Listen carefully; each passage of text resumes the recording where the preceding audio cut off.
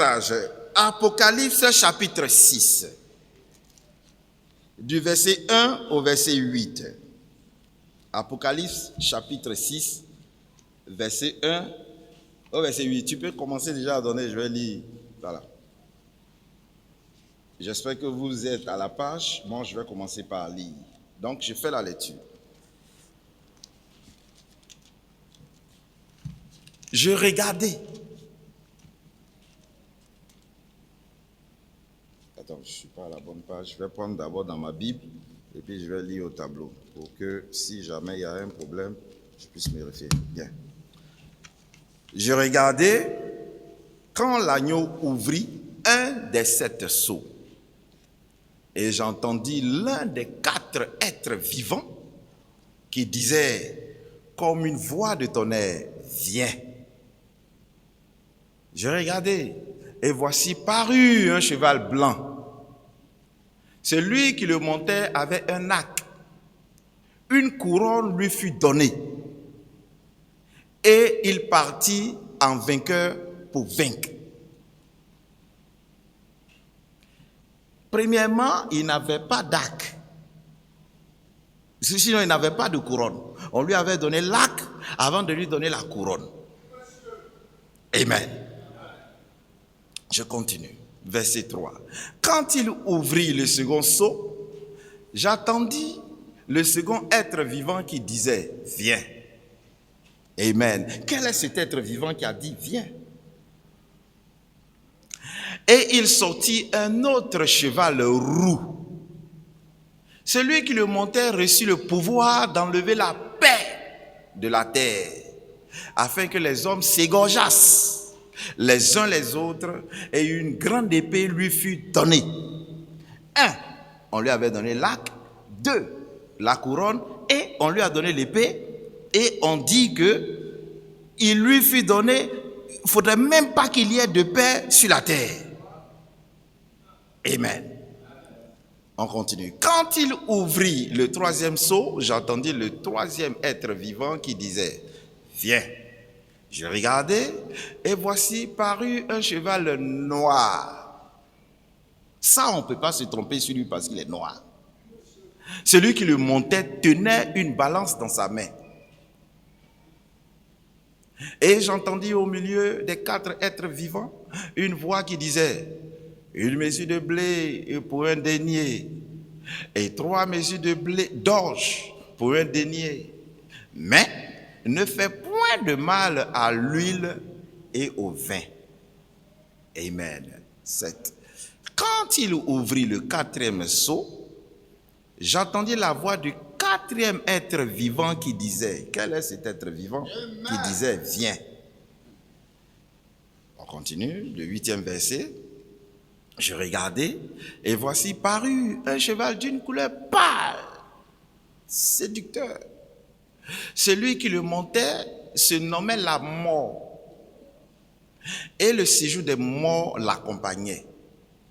Le pouvoir leur fut donné sur le quart de la terre pour faire périr les hommes par l'épée, par la famine, par la mortalité, par les bêtes sauvages de la terre. Que Dieu soit béni. Je vais demander au pasteur Josué. Oh Dieu vivant, Dieu bon, Dieu éternel, ta parole est mystère. Amen. Et c'est l'esprit du mystère qui peut nous révéler cela. Amen. Éternel Dieu, nous l'avons lu, mais nous n'en savons rien. Amen. Viens par ton esprit et interprète ta parole. Au nom de Jésus-Christ. Amen. Alléluia. On s'assoit, Ernest, on s'assoit. Que Dieu soit béni. Alors, nous sommes en train de parler de stratégie. Et j'ai pris pour titre la guerre des stratégies. Amen. Amen. La guerre des stratégies. Vous savez, une guerre, quand il y a une guerre, il y a 2 camps qui se font la guerre. Même s'il y a plusieurs pays, mais il y a toujours 2 camps. 2 camps qui ont des alliés. Et à la tête de chaque camp, il y a le chef de l'armée. Et le chef de l'armée, souvent, c'est le président du pays qu'on vient aider. C'est lui-là qui est le chef de l'armée. Le président du pays. Et en dessous de lui, il y a le chef d'état-major qui collabore avec ses autres alliés.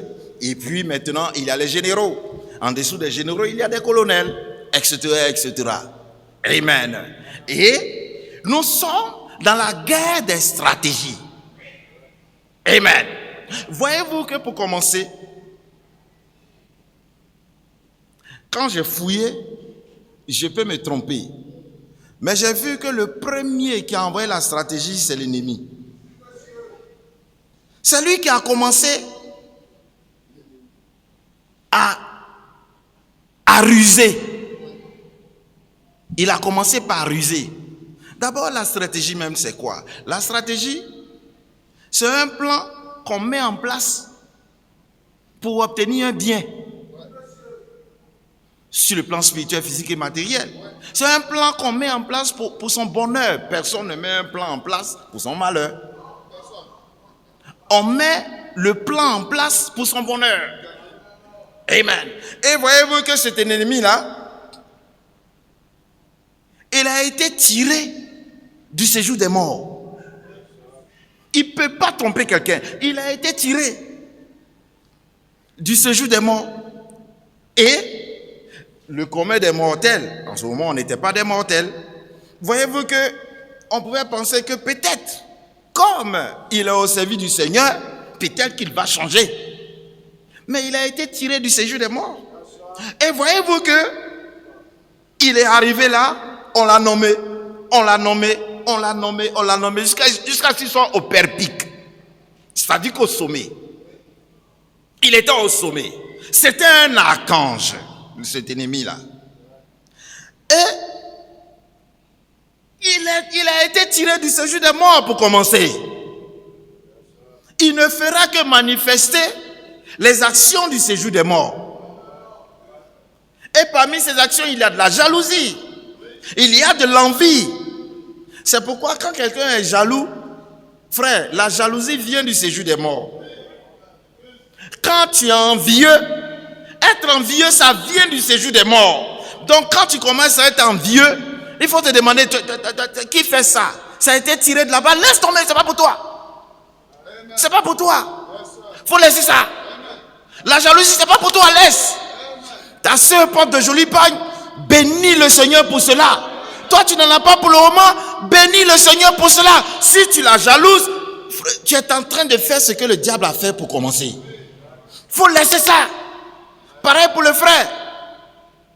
Amen. Et jaloux qu'il est, envieux qu'il est, comme quelqu'un, lui, il est là et puis c'est lui, on adore tous les jours. Les anges partent, ils viennent, c'est l'Éternel des armées. C'est l'Éternel des armées. Il ne peut pas accepter ça. En lui, il y a de la jalousie, il y a de l'envie. Il n'est pas d'accord avec ça. Il ne peut pas être d'accord avec ça. Qu'est-ce qu'il doit faire? Amen. Quand on n'est pas d'accord avec quelque chose, on met un plan en jeu pour remédier à cela. On met un plan d'attaque en jeu pour se faire plaisir. Quand on n'est pas d'accord avec quelque chose. On met un plan en jeu. Et il a mis une stratégie en place, cet ennemi-là.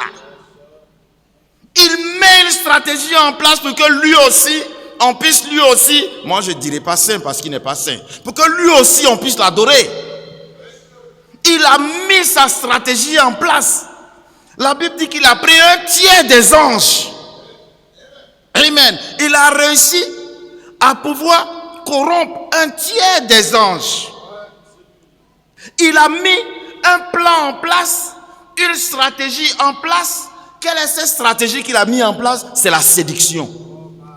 Toute stratégie a un nom. Amen.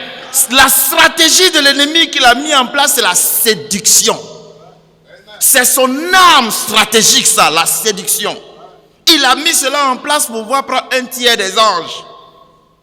Pour aller combattre. Mais il est audacieux, il est culotté, ce monsieur. Quelqu'un qui te crée, et toi tu veux aller contre, mais il te broie. Et puis on n'en parle plus. Et il veut aller contre lui. Mais comme Dieu, il est Dieu. Dieu, il est Dieu. Attends, Ta stratégie que tu as là, c'est lui qui t'a donné la pensée d'avoir cette stratégie. Ça veut dire que lui-même, là même, c'est en lui pour commencer. Toi, tu peux être plus stratège que lui. Amen. Donc, il met une stratégie en place. Dieu le regarde et dit, laissez-le faire. Ça m'arrange. Le Seigneur dit, ça m'arrange. Ça m'arrange. Pourquoi ça l'arrange? Amen. Parce qu'il était l'Éternel. Il n'était pas Dieu pour commencer en ce moment-là. Il était éternel. Amen. Mais il devait être Dieu. Et voilà que le Gaou, c'est un Gaou. Ce Gaou-là a mis une stratégie en place. Il dit, moi je saisis ça. L'enfant de Dieu, c'est ça. Quand l'ennemi envoie une stratégie, il saisit ça pour son profit. Amen. Il saisit. C'est lui le fait stratège. Il manipule cela à sa guise. Amen. Pour pouvoir tirer profit de ça. Manigancez vos stratégies pour venir contre un enfant de Dieu. Il va le manipuler pour lui-même, pour son bonheur, pour son profit. Amen. Et ce monsieur-là, il a fait sa stratégie et il a pris un tiers des hommes pour aller combattre. Il ne peut pas combattre, il a été précipité. Gaou qu'il est, il a été précipité. Au lieu d'aller ailleurs, il est venu sur la terre. Quel Gaou! Il pense que il est stratège. C'est un stratège. Attends, on va voir. Bon, sur cette terre-là, il y a l'oxygène, il y a tout, pour que des gens puissent vivre. Mais moi, je vais là-bas. Et il est venu s'accaparer de la terre. Et la Bible dit que la terre était informe et vide. Amen. Et les ténèbres couvraient la terre. C'est-à-dire que l'ennemi avait pris possession de cette terre. C'est sa stratégie. Et le Seigneur est venu, il a balayé. Il faut quitter là. Ce n'est pas toi qui as fait cette terre-là. Quitte là. Et le Seigneur a donné une forme à cette terre. Voyez-vous que il était là, il regardait. Voilà que Dieu doit être Dieu. Il faut qu'on l'adore. Et il a donc fait l'être humain qu'on connaît. Voilà une manière pour lui, encore une fois, de pouvoir se faire adorer lui aussi. Donc, comme il ne peut pas créer pour que des êtres qu'il a créés puissent l'adorer, il a usé de ruses qu'on appelle stratégie. Il a usé de ruses, de malice, pour pouvoir s'infiltrer dans l'humanité. Mais, Gaou qu'il est, excusez-moi, mais il est Gaou. Voilà que le Seigneur, Dieu, était en train de faire la femme et il n'a pas caché. Il a ouvert ça. Et lui aussi, il regarde et puis il est content. Il dit, il pense qu'il cache quelque chose. Moi, je vois. Ben, je vois que si on mélange les spermatozoïdes, le spermatozoïde, quand on le met dans l'ovaire de la femme et que, je sais pas moi, l'ovule et autres, quand il y a un assemblage, un être humain pénètre, j'ai pigé. Voilà ma manière à moi de pouvoir avoir des adeptes sur la terre. Voici sa stratégie. Amen. Et voilà qu'il a trouvé un topo, une stratégie pour se faire adorer. Mais le Seigneur a dit, c'est pas grave. C'est pas grave qu'il le fasse. Et il a laissé la femme. Et la femme a fait ce que vous savez. Et voilà que sur cette terre, lui aussi il peut procréer. Lui aussi il peut se multiplier. Et quand il a fini de faire cela, il est allé vers le Seigneur et dit, ah ben voilà, je viens de parcourir la terre, j'ai vu que tu as donné l'ordre, que si ta parole est infaillible, Seigneur, ta parole est infaillible, tu ne peux pas aller contre ta parole parce que ta parole est toi-même. Voilà, donc bon, je te prends au mot. Ben voilà, tu as dit que si ils mangeaient, ils mourraient. Ben voilà, ils ont mangé. Il pense que il a assez de ruses, assez de stratégies pour pouvoir prendre le Seigneur. Mais le fin stratège, c'est le Seigneur lui-même. Oui. C'est lui qui est le fin stratège. Mais, oui. Quand tu manges, tu seras maudit.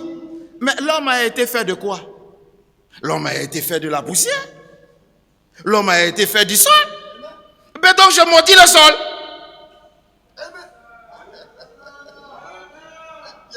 Amen. Tu veux que... Mais, il a été fait de quoi? Mais tu l'as fait la poussière. D'accord, donc je maudis la poussière. Il a été cloué. Il regarde, il dit, mais attends, non, oui, mais je maudis la poussière, je maudis la terre. Amen.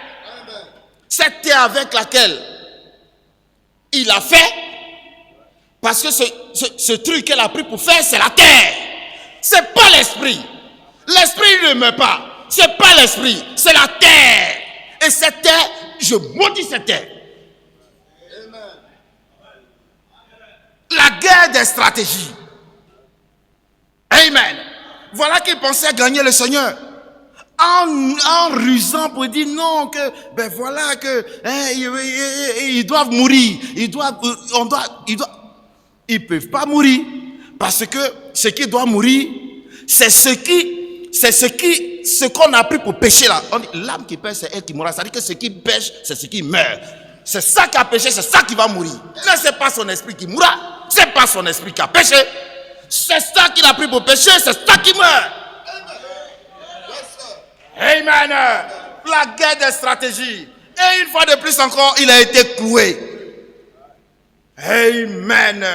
Amen. Et il n'a pas fini de ruminer. Ah non. Sur cette terre, il faudrait bien qu'il ait des adeptes. Il a eu des adeptes. Et voyez-vous que quand le Seigneur était arrivé, il a donné une parabole. Au moment où le semeur dormait, où il a fini de semer, l'ennemi allait planter. C'est-à-dire que lui aussi, il a planté des êtres humains sur la terre. Et il dit, les apôtres disent, on va les arracher. Oui, parce que c'est sa stratégie. Parce que lui, il ne veut même pas voir ça. En fait, en Dieu, Dieu est amour. Dieu est amour. Dieu n'a pas un amour. Dieu est amour. Dieu est bon. Amen. Donc il veut prendre Dieu. Lui petit comme ça, il veut prendre Dieu. Il veut le prendre, il veut le condamner. Mais c'est lui qui t'a fabriqué. Toutes tes stratégies que tu mets en place avant que cela ne soit là, lui sait. Et donc, ils ont demandé d'aller arracher ces épis. Non, laissez-les. Laisse-les se mélanger. C'est pas grave. Laisse-les se mélanger. Quand la moisson sera là, quand tout grandira, on reconnaîtra qui est blé. Et on reconnaîtra qui est livret. On reconnaîtra qui vient de lui. Et on reconnaîtra qui vient de moi. Laissez-les croître. Lui, il pensait qu'il allait pouvoir, on allait arracher tout le monde, vrou. Et puis c'était, non, on n'arrache pas tout le monde, vrou. Amen. On attend. Stratégiquement parlant, le Seigneur dit, attendez. Les enfants, usez de stratégie. Si vous allez comme ça, il va vous gagner. Nous sommes en guerre contre lui. Vous voyez qu'il a envoyé sa stratégie, il a semé, non? Quand moi j'ai fini de semer, il a semé, laissez. Lui, il pense que quand vous allez partir, vous allez tout arracher. Et puis, il va venir me condamner pour dire non, tu n'es pas amour. Non, laissez. Laissez. On attend. Tout va croître. Tout va mûrir. Et on verra. Amen. Que le nom du Seigneur soit béni. Et voilà que Dieu doit racheter son peuple. Dieu doit racheter ses enfants. Et dans ce rachat, lui-même, il est venu. À force d'être accusé, il accuse. Oui, tu as dit qu'il devait mourir. Tu as dit qu'il devait, il n'y a pas de problème.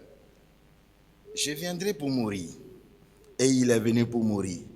Et il y a un plan, une stratégie qui a été mise en place pour sauver les enfants de Dieu. Et lui, il l'ignore. Il ignore ça. La prochaine stratégie, il ne peut pas connaître. J'en viens. Je laisse ça d'abord. Ça, c'est pour la fin. Cette stratégie-là. Amen. Donc, il a verrouillé cette stratégie en 7 sauts. Amen. Cette stratégie pour sauver les enfants de Dieu, il les a verrouillés en 7 sauts. Scellés, cachés, fermés. Personne ne sait. Amen. Qui sait? Personne. Qui peut ouvrir ce sauts-là? Personne. Lui, il ne peut pas venir l'ouvrir. Il n'a pas cette force-là. Cette stratégie qui a été mise en place, c'est lui seul qui doit dérouler cela. Amen. Et la Bible dit que le lion de la tribu de Juda a été trouvé digne de pouvoir ouvrir ses sceaux. Ce plan de rédemption, c'est lui qui est digne de pouvoir l'ouvrir. Amen. Et lorsqu'on entendait l'agneau, c'est un lion qu'on voit. Et voyez-vous, quand ces sceaux ont commencé par être ouverts, que s'est-il passé? Il s'est mis dedans. Frère, on dit que lorsque vous avez un projet, aussi longtemps que cela est dans votre cœur, le diable ne peut pas se saisir de ça. Dès lors que vous en parlez à un voisin, dès lors qu'un petit son sort, peut-être à votre femme ou à quelqu'un, il se saisit de ça et le combat commence. Amen. Dès lors que ce soit a été ouvert, alléluia, qu'est-ce qu'il a fait? Il pense qu'il peut user de malice et pour ne pas qu'on puisse savoir cela. Paf! Il a envoyé un cheval blanc pour aller contre cela. Il a envoyé un cheval blanc pour pouvoir aller contre ce déroulement-là, pour aller contre cela. Quand il a envoyé pour attaquer les enfants de Dieu, amen, sa stratégie de combat a été contrée. Le Seigneur a dit, hé lion, monsieur qui a la face de lion, vas-y. Et voyez-vous qu'en ce temps-là, quand il est parti en cheval blanc, c'était le lion qui était là. Il ne pouvait pas trop agir. Amen. Et qu'est-ce qui s'est donc passé? Voyez-vous que il a fait le nicolaïsme. Il ne pouvait pas aller plus loin que ça. Il a instauré le nicolaïsme. Parce que quand il voulait partir, les gens ont perçu ça. Donc, malin qu'il a, stratège, il pensait être, il a instauré le nicolaïsme. Il n'a pas pu aller plus loin. Amen. Quand le deuxième sceau a été ouvert, ah non, il dit, ah non, ceux-là, non, il faut que, non, cette fois-ci, non. Donc, cette fois-ci, c'est le faux prophète. Le faux prophète, l'antichrist qui est parti, qui a commencé à être contre la parole de Dieu. Et tous ceux qui voulaient être avec la parole de Dieu ont été systématiquement tués. Et voyez-vous qu'est-ce qui s'est passé là? Parce que pour que la parole de Dieu soit sauvegardée, pour que la stratégie de Dieu soit sauvegardée, il fallait que Dieu donne un esprit de veau. Amen. Pour que les enfants de Dieu puissent accepter cela, puissent, je vais dire, supporter cela, il faudrait bien qu'ils aient un esprit de veau. Un lion ne peut pas accepter qu'on l'égorge. C'est pas possible. Comme dans cette période-là, la stratégie de l'ennemi était de tuer les enfants de Dieu. Dieu a envoyé l'esprit de veau. Ils ont été imprégnés de l'esprit de veau. Amen. Et ils ne sont pas allés contre la parole de Dieu. Ils sont restés avec la parole de Dieu. Parce qu'ils ont l'esprit de veau. Le veau, le bœuf, on le conduit à l'abattoir. Sans broncher. Il est là pour le sacrifice sans broncher. Il ne bronche pas. Et ils ont été égorgés dans ce deuxième saut-là. Ils ont été égorgés. Amen. Gloire au Seigneur. Et on ouvre le troisième saut. Qu'est-ce qui se passe? Il use encore de ruse. Cette fois-ci, il se proclame vicaire. Il est le vicaire. C'est-à-dire qu'il a le pouvoir de faire sortir quelqu'un du purgatoire. C'est-à-dire quand tu meurs, ton parent meurt, ben, tu veux que ton parent puisse aller au paradis, ben, c'est tout simple, tu viens payer de l'argent. Et quand tu payes de l'argent, ben, lui, il a le pouvoir de faire sortir ton parent là du purgatoire pour que ton parent puisse aller au paradis. Qu'est-ce que le Seigneur a fait pour pouvoir contrer cela? Il a envoyé l'homme, le sage, l'homme qui est sage. Il a envoyé l'homme pour pouvoir contrer cela, pour que cela soit pérennisé, pour que ces enfants de Dieu restent dans la parole. Amen. Et ils ont acquis la connaissance. Ils connaissent. C'était l'âge des réformateurs. Amen. Parce que la Bible avait été cachée pendant ces âges noirs-là. Les gens ont caché la Bible. Excusez-moi, nous sommes regardés sur le net, mais je crois que l'histoire le dit, tout le monde connaît. Le catholique, l'église catholique a caché la Bible. Amen. Pendant cet étage-là. Et lorsque l'homme est venu, la connaissance est arrivée, frère. Et on devait donc réformer l'église. Je ne rentre pas trop là-dedans pour ne pas prendre. J'ai mis plein de choses ici. Si je vais tout lire, on va rester ici. Et on va au 4e sceau. Voyez que Frère Branham dit que l'église a été enlevée dans le 4e sceau. C'est-à-dire que tout s'est passé dans ce 4e sceau-là. Amen. Qu'est-ce qu'il a fait? Le 2e âge, il a envoyé un cheval roux. Le 3e âge, il a envoyé un cheval noir. Et le 4e âge, il a envoyé un cheval pâle. Séducteur, menteur, trompeur. Et c'est l'âge de la tromperie. C'est l'âge où il est dit, si il était possible qu'un enfant de Dieu soit séduit, il serait séduit. C'est dans cet âge-là. Amen. Trompeur, menteur, où il y a la mort, parce que la parole de Dieu est esprit et vie. Et si ce n'est pas esprit et vie, c'est que c'est esprit et mort. Amen. Et dans cet âge-là, qu'est-ce que le Seigneur a fait? Il a envoyé l'aigle. Amen. Il a envoyé l'aigle. Je reste là au niveau de l'aigle. Je laisse les autres. Frère aigle. Nous sommes dans un âge où l'ennemi use de stratégie. Amen. Il use de stratégie pour que la mort soit instaurée. Frère, si la parole que vous prêchez n'est pas esprit et vie, c'est que c'est esprit et mort. Qu'est-ce qu'on voit au jour d'aujourd'hui? Alors que nous sommes dans ce sceau-là, puisque nous sommes dans ce sceau, et que Frère a dit que c'est dans ce sceau que nous sommes enlevés, donc le 5e n'est pas pour nous, le 6e n'est pas pour nous, et le 7e n'est pas pour nous. En d'autres termes, le 7e sceau n'est pas pour nous. Hey! Mais ce n'est pas ce que Frère Branham a dit. Ce n'est pas ce qu'il a dit. Amen. Bien. Qu'est-ce qui s'est donc passé? Puisque tout ce qu'on a eu à faire, tout ce que le Seigneur a eu à faire, le diable a réussi à contrer. Pour la fin, il dit, j'ouvre le 7e sceau. Et quand il a ouvert le 7e sceau, il s'est précipité comme ça. Pour regarder dedans. Et il n'y avait rien. Quand il a ouvert le 7e sceau, il n'y avait rien. Il n'y avait même pas un petit bruit.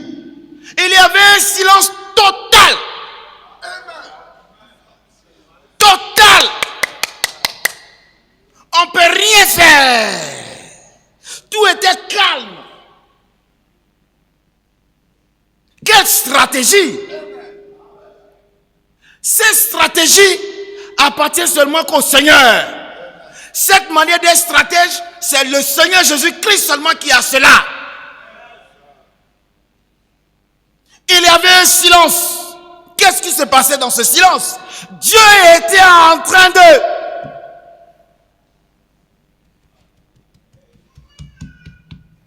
Amen. Dieu était en train de sauver ses enfants. Comment cela se passe? Je ne sais pas. Comment cela va se faire? Je n'en sais rien. C'est en cela la foi de Jésus-Christ. Amen. Qu'est-ce qui se passe là? La foi de Jésus-Christ est en train de créer dans le cœur de chaque enfant de Dieu. Comment cela se fait? On ne sait pas. Quand le 7e sceau fut ouvert, il y eut un silence de 30 minutes. Personne ne sait cela. Ce qui s'est passé en ce moment-là. Il dirait, frère Élie, mais le 7e sceau, ce n'est pas pour nous. Le 7e sceau, il n'est pas révélé. Mais ce n'est pas ce que le prophète dit. Si vous dites que le 7e sceau n'est pas révélé, ça c'est ce que vous dites. Le prophète n'a pas dit ça. Je vais vous lire ce que le prophète dit. J'ai pris plein de passages dans la brèche, dans le 1er sceau, 3e sceau, 4e sceau. Si je lis tout ça, ça sera trop long. Je ne pourrai pas terminer. Mais j'ai pris un seul passage dans COD pour ce que le frère Branham a dit par rapport au sceau. Parce que quand il a fini de prêcher sur le sceau, chacun voulait entendre ce que le 7e sceau a dit. Puisqu'on a entendu ce que le 1er sceau a dit, 2e sceau, 3e sceau, 4e sceau, 5e, 6e sceau, on a tout entendu. Mais quand vous voyez dans la Bible, les 6 sceaux sont très éloignés du 7e sceau. Il y a même un chapitre avant le 7e sceau. Donc, il y avait quelque chose qui se passait là. Le 7e sceau, il est mystérieux. Amen. Donc, le 7e sceau, c'est pour les enfants de Dieu. Comment cela se passe? Je ne sais pas, frère. Frère Branham dit, même moi-même, je ne peux pas le dire. Frère Branham dit, je n'ai pas la langue, je n'ai pas. Je ne sais pas si ça est quelque part. Ça doit être quelque part, j'ai envie de le lire. Excusez-moi. Il dit, il n'a pas l'expression de pouvoir dire ce qui est dans ce 7e sceau-là. Il n'a pas l'expression de pouvoir le dire. Ça veut dire quoi en d'autres termes? En d'autres termes, Dieu, stratégiquement parlant, est en train de former chaque enfant de Dieu. Il y a un verbe pour exprimer cela. Est-ce qu'il y a un verbe pour exprimer? C'est-à-dire que comment tu vas faire pour dire que oui, Dieu est en train de former l'enfant de Dieu? Il n'y a pas d'expression possible. Et puisqu'il n'y a pas d'expression possible, pourquoi n'y a-t-il pas d'expression possible? Parce que ça se fait dans le silence. Et puisque cela se fait dans le silence, on dit qu'il n'y a rien eu. Mais voilà ce que le prophète répond. Quand on lui a donné, donne-moi, quelqu'un peut lire, s'il vous plaît. Quelqu'un qui a une bonne vision, peut lire ça. Tu lis ça, et puis tu donnes la réponse ici. Amen. COD, page 977, paragraphe 395. Les 7 tonnerres qui correspondent à 7 mystères ont-ils déjà été révélés? La question est nette, précise. Est-ce que les 7 tonnerres ont-ils déjà été révélés? Continue. Ont-ils été révélés dans les 7 sceaux? Mais sans que jusqu'ici,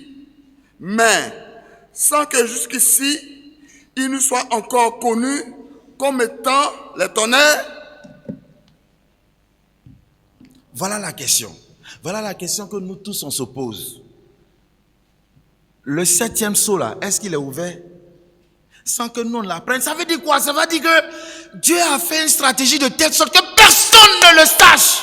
Sauf, on dit, un nom nouveau a été donné. Personne ne le sait sauf celui qui le reçoit.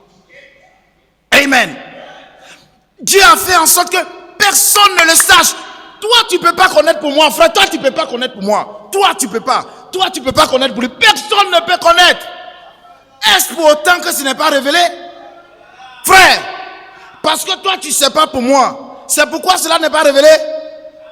Frère, comme la soeur là, tu ne connais pas pour elle. C'est à cause que ça ne s'est pas révélé? Réponds. Non. Ils ont été révélés dans les 7 sceaux. Bon. On reprend encore. Non. Ils ont été révélés dans les 7 sceaux. Le 7e sceau, les 7 tonnerres qui ont grondé. Et puis on n'a rien écrit là-dessus là. Quand il ouvrit, Apocalypse chapitre 8, quand il ouvrit le 7e sceau, il y eut dans le ciel un silence d'environ une demi-heure. C'est-à-dire que quand il a ouvert le 7e sceau là, et que les tonnerres ont tonné là, personne ne pouvait interpréter quoi que ce soit. Donc tout le monde voulait savoir ce qui... Mais attends, il n'a même pas été donné à Jean même de l'écrire. Personne ne le sait. Et donc quand personne ne le sait, donc ce n'est pas révélé. Mais frère, tu n'es pas dans la stratégie de Dieu. Tu n'es pas dans le camp de bataille de Dieu. Parce que dans le camp de bataille, dans le plan de bataille du général, quand il donne son plan, tous ceux qui sont avec lui le savent. On sait qu'on doit attaquer ici, et après on attaquera là, et après on attaquera ici. Mais si toi, tu ne connais pas le plan d'attaque, est-ce pour autant qu'il n'y a pas un plan? Est-ce pour autant parce que peut-être tu as été distrait, ou bien peut-être que tu ne fais pas partie de ce camp-là. Peut-être que au lieu de rentrer par la porte, tu es rentré par la fenêtre. Excusez-moi. Mais tu ne pourras pas comprendre le plan d'attaque. Parce que quand on a ouvert, c'était silence, les enfants de Dieu étaient regroupés autour de leur Dieu. Et stratégiquement par là, Dieu était en train de leur parler. Frère, tu connais pour moi, tu ne connais pas. Moi, je ne connais pas pour toi. Donc la question a été posée, puisque tout le monde est dans le flou. Cette stratégie de pouvoir sauver les enfants de Dieu, est-ce que cela est révélé? Non, ils ont été révélés dans les 7 sceaux. C'est à ça que les 7 tonnerres se rapportaient. Ils devaient révéler les 7 tonnerres qui ont fait entendre leur voix. Et personne n'arrivait à comprendre ce que c'était. Jean savait ce que c'était, mais il lui a été défendu de l'écrire. Il a dit, mais le 7e ange, au jour, il sonnerait de la trompette, les 7 mystères des 7 tonnerres seraient révélés. Amen. Que Dieu te bénisse. Bon, c'est là être dans la stratégie de Dieu, dans le plan de rédemption de Dieu ou pas. Il a été dit que les 7 tonnerres, le 7e sceau qui est ouvert, et puis les 7 tonnerres ont tonné là. C'est resté caché, silencieux, jusqu'au jour où le 7e ange viendrait. C'est le 7e ange qui va révéler cela. Bon, frère, le 7e ange n'est pas encore arrivé.